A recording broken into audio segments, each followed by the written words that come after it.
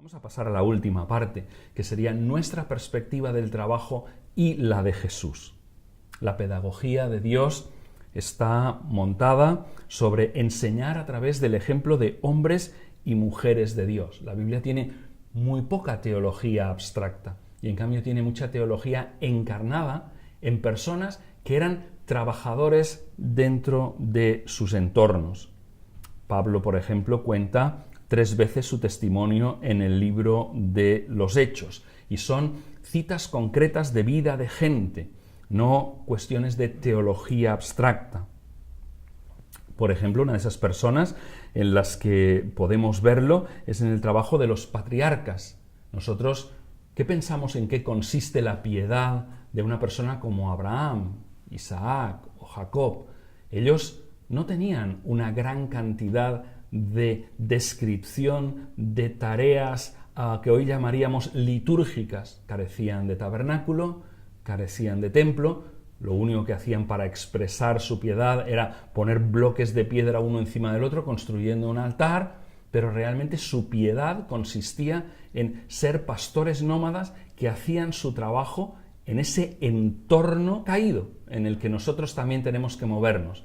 Esa era la piedad que se nos exhorta a nosotros porque somos hijos de Abraham por la fe, ¿verdad? Pues el primer lugar en el que la Biblia quiere que nuestra piedad sea expresada es en el mundo del trabajo.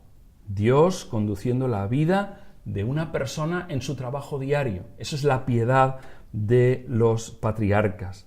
La mayoría de los creyentes nunca fueron invitados a dejar sus puestos de trabajo diarios para seguir a Dios. La mayoría de las directrices que podemos sacar de la Biblia para afrontar los dilemas de nuestros trabajos vienen de personas que tuvieron que enfrentar entornos de trabajo complicados.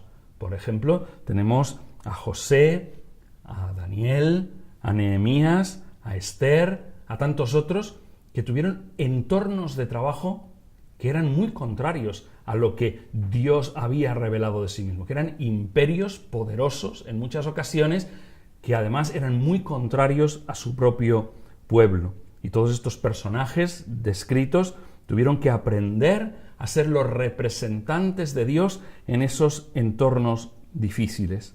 Su cosmovisión era completamente distinta de la que había a su alrededor. Nos parece que que es parecido a lo que nosotros tenemos que enfrentar en el día de hoy en muchos de nuestros trabajos. Muchas de nuestras empresas no son un ejemplo, no están gobernadas por criterios parecidos a los de las Escrituras. Sus valores a veces son un choque con nuestros valores. Los valores de esas empresas no son los que nosotros quisiéramos que nuestros hijos tuvieran. No somos los primeros que hemos tenido que enfrentar esos entornos difíciles y corrosivos. La Biblia no da pie a la separación entre lo sagrado y lo secular. Si en algo ellos fueron un ejemplo, esos creyentes, es de cómo integraron esos dos mundos en uno. Cómo ser un buen creyente en un entorno especialmente difícil. Cómo vivir como un siervo de Dios en un entorno secular. Cómo sacralizar el trabajo y convertirlo en un elemento de adoración a Dios, incluso cuando sucede en un entorno mucho más complicado. ¿Y Jesús? ¿Qué sabemos de Jesús y de su trabajo? Cómo Jesús no solo habla del trabajo, sino Jesús es en sí mismo un trabajador. Como en todos los contextos, Jesús es también nuestra figura de referencia. La primera cosa que quisiera destacar es su forma de enseñar. Frecuentemente nosotros, los maestros de la Biblia, preferimos irnos a los aspectos más abstractos de la fe. Preferimos aquello que consideramos espiritual, aquello que tiene una apariencia más celestial, dejando aquello que afecta a la vida diaria como aspectos menos dignos de mención. Muchas veces, si contemplamos el contenido de nuestras predicaciones, nos daremos cuenta de que casi que uno prefiere, de todos los temas que podría tocar, desenfocar el tema del trabajo porque eso es mundano, porque eso no corresponde a Dios. Con eso lo que estamos haciendo es contribuir a ese abismo, a ese gran abismo que hace que las vidas de los creyentes sean dos vidas contrarias, dos vidas opuestas, dos vidas alejadas entre aquello que consideramos sagrado y lo secular. Sin embargo, en la enseñanza de Jesús eso no existía. Jesús enseñaba las grandes verdades del Evangelio a través de historias del día a día. Fijaos que la mayoría de los ejemplos que Dios pone está tomada de las actividades diarias de la gente. Jesús hablaba de las personas en su entorno de trabajo. La mayoría de historias tenían que ver con un sembrador que salió a sembrar, o tenía que ver con pescadores y la tarea de la pesca como forma de enseñanza en el terreno de lo espiritual. Tenían que ver con la ganadería, tenían que ver con esa oveja que se perdió, con ese hombre que salió a buscar esa oveja. Historias de la gente, de lo que ellos vivían cada día y específicamente de sus entornos laborales. Al enseñar estamos olvidando enseñar a través de historias del día a día. ¿Cuánto necesitamos captar nosotros las historias de las personas en nuestra congregación? Ellos son la mejor fuente que nosotros tenemos de historias, ellos son la mejor fuente que nosotros tenemos de ejemplos. ¿Quiénes son los héroes de nuestras historias en las predicaciones? ¿Cuáles son? Fijaos que muchas veces ponemos a pastores, fijaos que muchas veces ponemos a misioneros, ponemos a gente que construía orfanatos, ponemos a gente que hacía trabajos que nosotros hoy en día diríamos espirituales. En cambio, Jesús hacía todo lo contrario. Nosotros tenemos que volver a convertir en héroes de nuestra predicación a las personas que van cada día a trabajar. Nosotros, en lugar de comenzar con un sembrador salió a sembrar, si nuestro entorno no es específicamente rural, podríamos decir un contable entró en su empresa. Y cuando tenía que contabilizar, se le ofrecieron varias dudas sobre si declarar aquello como algo deducible o como algo no deducible en impuestos. Eso sería mucho más cercano, utilizar el ambiente de la tecnología, utilizar el ambiente en el que se mueve la gente, porque si Jesús estuviera hoy aquí, probablemente lo hiciera así. Quiero terminar con un ejemplo más que me habla sobre Jesús, algo que nos enseña una tremenda verdad, no por lo que Jesús dice, sino por lo que Jesús no dice.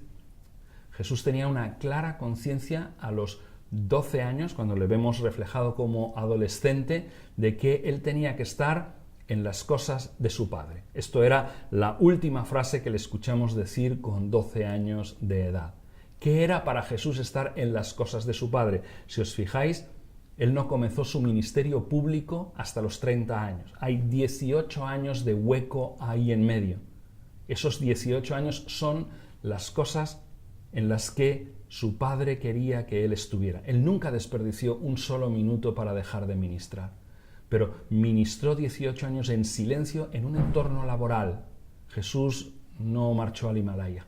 Jesús se quedó trabajando en su entorno diario y Jesús aprendió relación con los proveedores, relación con los clientes. ¿Cómo debía ser Jesús en ese trato con proveedores y clientes?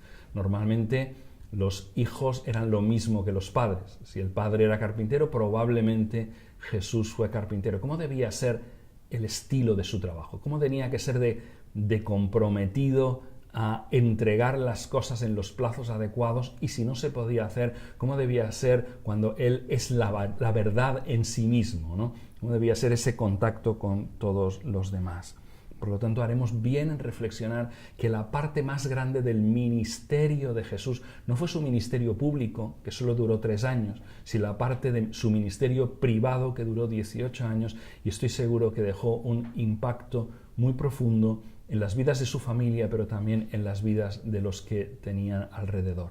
Y creo que nosotros tenemos que volver otra vez a entender nuestro trabajo como un ministerio, como algo que está hecho para la gloria de Dios, como alabanza, como adoración a Dios. Y veremos cómo eso hace florecer el trabajo en el que estamos, cómo hace prosperar el trabajo en el que estamos, pero también cómo nos hace prosperar a nosotros como personas. Porque muchas veces el trabajo, si no es entendido como un acto de adoración, constituye una tarea lenta de demolición y de desgaste. Pero cuando lo convertimos en un acto de adoración, incluso los entornos más complicados, incluso los entornos más difíciles, pueden llegar a tener algo de esa imagen de Dios que no está perdida del todo. Espero que este tiempo os haya sido útil y para cualquier cosa pues podéis buscarme por internet o buscar mi correo electrónico y escribirme. Muchas gracias.